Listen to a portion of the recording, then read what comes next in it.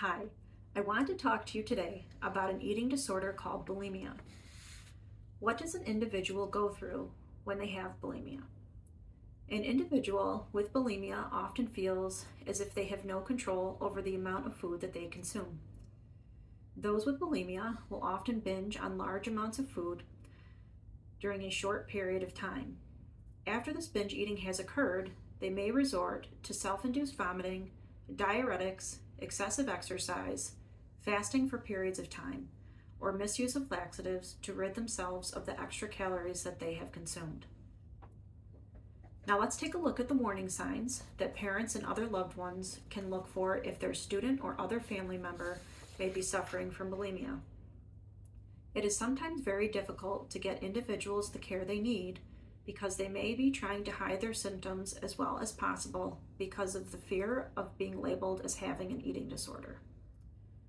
Signs that you can look for include if the behavior of an individual points to that of weight loss, dieting, or the control of food as the utmost importance. Evidence of binge eating. Look for evidence that a large amount of food has been eaten in a very small period of time. Look for large amounts of food being taken and placed in different locations that give the individual easy access to it. Take note if the individual makes frequent trips to the bathroom after meals and recognize signs of frequent vomiting. Evidence of a large amount of laxative being consumed is also a sign, and you may notice that the individual may not feel comfortable eating around others. They may actually skip meals altogether. The individual may try to hide their body with the types of clothing that they wear, and you may notice that they engage in excessive exercise. Swelling of the cheeks or jaw area is a sign, and please take note if the individual has calluses on the back of the hands and knuckles, as this can be a sign of self-induced vomiting. It is important to take note of the interventions and strategies that have been proven to have positive outcomes for those diagnosed with bulimia.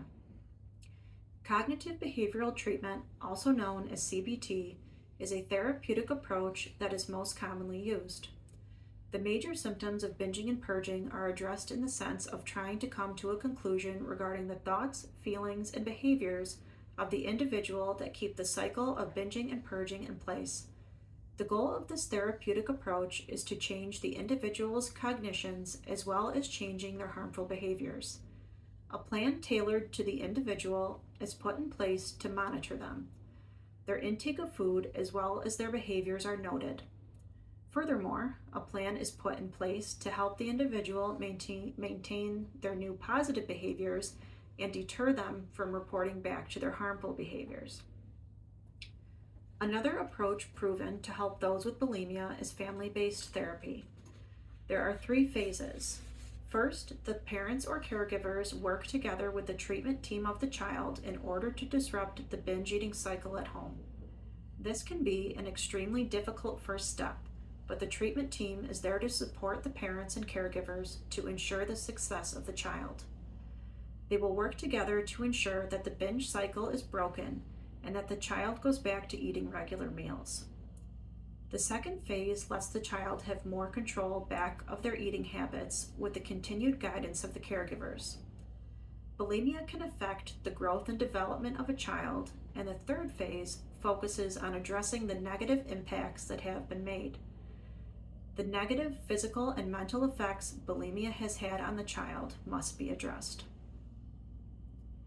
Communication is vital in being able to get an individual the help they need. It may be very difficult to even think about approaching someone you believe to have bulimia in fear of making them upset. It is a good idea for a parent to rehearse what they might want to say to ensure that they are starting the conversation in a private location in order not to embarrass the student.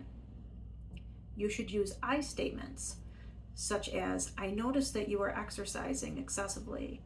You do not want to say something that makes the student feel like you are blaming them, such as, "You're going running in bad weather. Why are you doing that? It's crazy." This type of communication can be very emotional, but the individual approaching the student should try to limit showing strong emotions and stick to the facts. You should absolutely not tell them to just stop. Let them know that they do not need to feel embarrassed and that you are there to help them get the help that they need. If a student is having trouble starting a conversation with someone to let them know that they are going through the process of bulimia, the helpline is available on the National Eating Disorders Association website. Many people make assumptions about bulimia and other eating disorders. One myth is that a person with an eating disorder such as bulimia will always look physically ill.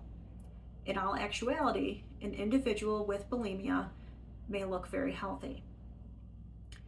Another common misconception is that eating disorders such as bulimia are a choice. In fact, bulimia and other eating disorders are caused by biological and environmental factors. Have you ever heard that only females have eating disorders such as bulimia? This is incorrect, as anyone can be diagnosed with this disorder. Bulimia is an eating disorder that students and individuals can overcome with the help of their loved ones and other professionals.